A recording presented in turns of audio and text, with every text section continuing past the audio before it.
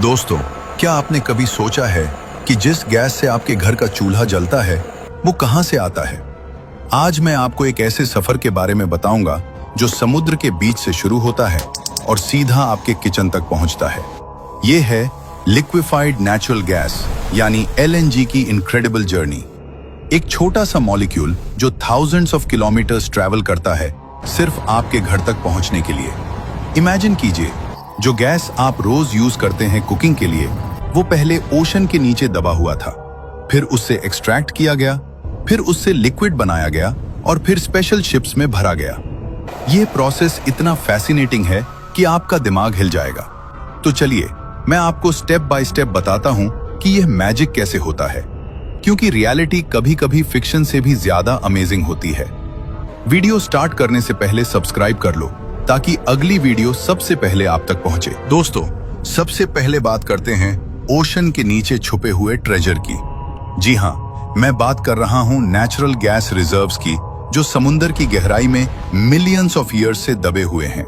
ये gas actually pre historic plants और animals के फॉसिल से बनी है, जो टाइम के साथ कंप्रेस होकर गैस बन गई। ओशन फ्लोर के नीचे सेडिमेंट्री रॉक्स की लेयर्स में ये गैस ट्रैप्ड रहती है प्रेशर में। साइंटिस्ट स्पेशल इक्विपमेंट यूज करते हैं अंडर वाटर सर्वेस के लिए, ताकि पता चल सके कि गैस कहां है। सीस्मिक वेव्स भेजे जाते हैं ओशन फ्लोर में, जो गैस रिजर्व्स की लोकेशन डिटेक्ट कर देते हैं। यह प्रोसेस बिल्कुल ट्रेजर हंटिंग की तरह है, बस यह ट्रेजर अंडरग्राउंड है। मरीन जियोलॉजिस्ट्स ईयर्स तक रिसर्च करते हैं बेस्ट ड्रिलिंग स्पॉट्स फाइंड करने के लिए।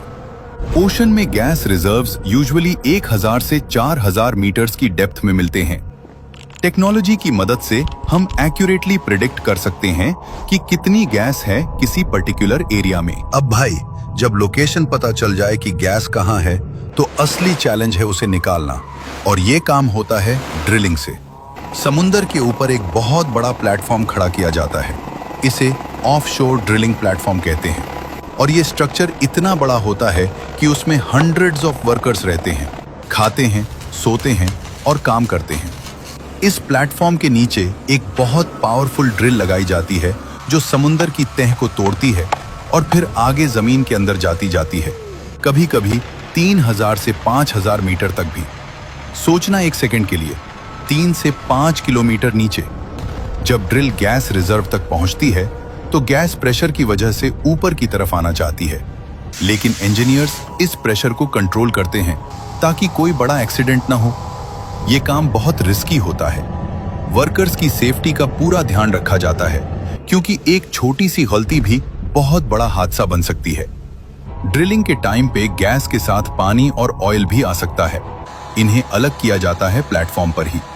जो गैस निकलती है वो बहुत रफ फॉर्म में होती है, सीधा यूज करना पॉसिबल नहीं होता, तो उसे आगे प्रोसेस करना पड़ता है। ड्रिलिंग की यही कहानी है। समुद्र के दरमियान तूफान और लहरों के बीच इंसान अपना काम करता रहता है बिना रुके। ये वो लोग हैं जो 1 महीने या 2 महीने प्लेटफॉर्म पर रहते हैं, घर से दूर, ताकि आपके घर में गैस पहुंचे। जो गैस समुद्र से निकली है वो बिल्कुल सीधी यूज के लिए तैयार नहीं होती। इसमें काफी सारी गंदगी होती है जो पहले साफ करनी पड़ती है। जब गैस निकालते हैं तो उसके साथ आता है पानी, सल्फर, कार्बन डाइऑक्साइड और कई और केमिकल्स जो गैस को इम्प्योर बनाते हैं। अगर ये सीधा पाइप में भेजो तो पाइप्स खराब हो जाएंगे या गैस को जलाने पर हार्मफुल गैसेस निकल सकती हैं। तो पहला काम होता है गैस प्रोसेसिंग का, यानी इस रॉ गैस को एक प्लांट में भेजा जाता है जहां से सब कुछ अलग किया जाता है।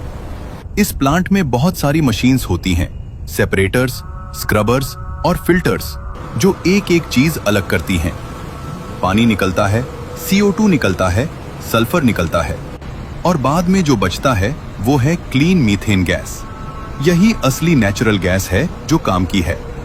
इस पूरे प्रोसेस में काफी टाइम लगता है और बहुत एनर्जी भी खर्च होती है, लेकिन ये जरूरी है क्योंकि क्वालिटी गैस ही आगे काम आती है। इस क्लीन गैस को फिर एनालाइज भी किया जाता है। साइंटिस्ट्स चेक करते हैं कि गैस कितनी प्योर है, उसका प्रेशर क्या है और कोई हार्मफुल एलिमेंट तो नहीं बचा। एक बार क्लीनिंग कंप्लीट होती है तो ये गैस रेडी होती है अगला बड़ा कदम लेने के लिए, और वो कदम है इस गैस को लिक्विड में बदलना। अब आता है सबसे इंटरेस्टिंग और साइंस वाला पार्ट, इस गैस को LNG बनाने का प्रोसेस। और LNG का मतलब है लिक्विफाइड नेचुरल गैस। भाई सोचो, एक नॉर्मल गैस जो हवा में फैली होती है, अगर उसे बहुत ज्यादा ठंडा करो, मतलब -162 डिग्री सेल्सियस तक, तो वो गैस लिक्विड बन जाती है। ये एक बहुत बड़ा साइंस का करिश्मा है।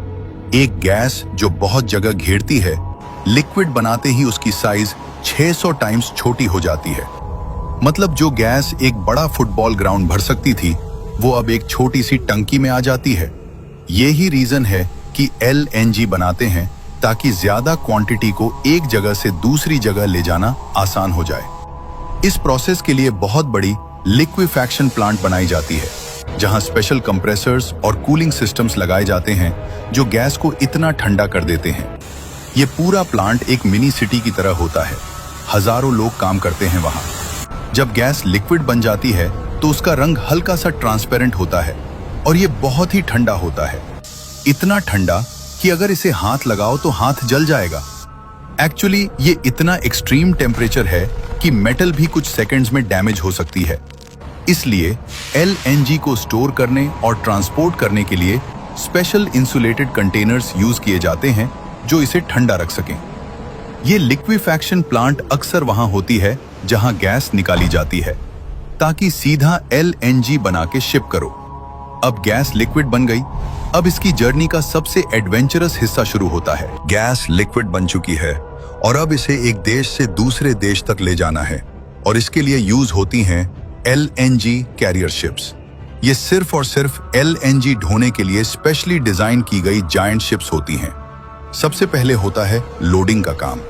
LNG को एक स्पेशल लोडिंग टर्मिनल पर बड़े इंसुलेटेड पाइप्स के जरिए -162 डिग्री के साथ सीधा शिप के अंदर डाला जाता है, और ये काम 12 से 24 घंटे तक चलता है, क्योंकि इतने ठंडे लिक्विड को बहुत स्लोली ट्रांसफर करना पड़ता है। जब शिप पूरी लोड हो जाती है तो क्रू हर चीज चेक करता है। प्रेशर, टेम्परेचर, लीकेज सब ग्रीन होने के बाद ही शिप पोर्ट छोड़ती है। समुंदर में भी काम बंद नहीं होता। क्रू 24 घंटे कंट्रोल रूम से हर टैंक को मॉनिटर करता रहता है पूरे सफर में।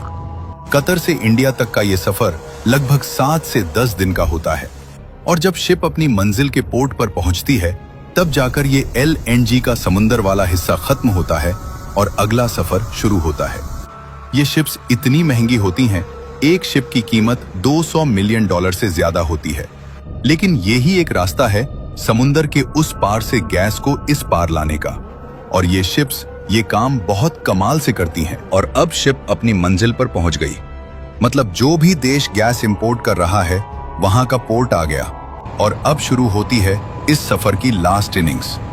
जब शिप पोर्ट पर आती है तो LNG को अनलोड करके बड़े बड़े ऑनशोर टैंक्स में रखा जाता है। ये टैंक्स इतने बड़े होते हैं कि एक टैंक में एक छोटे शहर की गैस की जरूरत पूरी हो सकती है। अब इस LNG को वापस गैस में बदलना पड़ता है। इस प्रोसेस को कहते हैं रीगैसिफिकेशन, मतलब लिक्विड से वापस गैस बनाना। इस प्रोसेस में LNG को धीरे धीरे गर्म किया जाता है, -162 से उठाकर नॉर्मल टेम्परेचर तक, और जैसे ही ये गर्म होती है, ये लिक्विड से गैस बन जाती है। ये प्रोसेस रीगैसिफिकेशन टर्मिनल में होती है, जो पोर्ट के पास ही होती है। जब गैस बन जाती है तो इसे डायरेक्टली पाइपलाइंस में भेजा जाता है। ये पाइपलाइंस जमीन के अंदर होती हैं और एक बड़े नेटवर्क की तरह पूरे शहर और कॉलोनी में फैली होती हैं।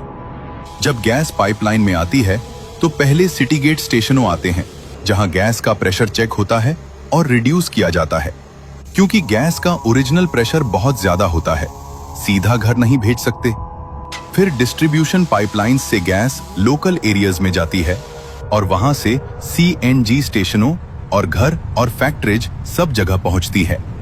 और जब तुम अपने घर का चूल्हा जलाते हो, गैस की जो ब्लू फ्लेम निकलती है, वो ही है उस समुंदर की गहराई की गैस जो इतना लंबा सफर करके आपके पास आई है। ये कोई छोटी बात नहीं है। इस एक काम के लिए हजारों engineers, scientist, workers, ship crew और पाइपलाइन वर्कर्स दिन रात काम करते हैं। कुछ तो महीनों तक घर नहीं जाते, सिर्फ इसलिए कि देश में गैस सप्लाई होती रहे। और हम कभी कभी चूल्हा बंद करना भूल जाते हैं, अननेसेसरीली गैस वेस्ट करते हैं। ये सोचते ही नहीं कि इस गैस की कीमत क्या है, कितना एफर्ट है, कितनी मेहनत है। ये एक नेचुरल रिसोर्स है जो धरती ने करोड़ों सालों में बनाया और एक बार खत्म हुआ तो वापस नहीं आएगा। इसलिए गैस का सही यूज करो, गैस का फजूल वेस्ट बंद करो। और आप में से कौन कौन नेचुरल गैस यूज करता है, कमेंट में जरूर लिखिए नेचुरल गैस। अगर वीडियो पसंद आए तो लाइक, शेयर और सब्सक्राइब जरूर करें और मिलते हैं अगले वीडियो में।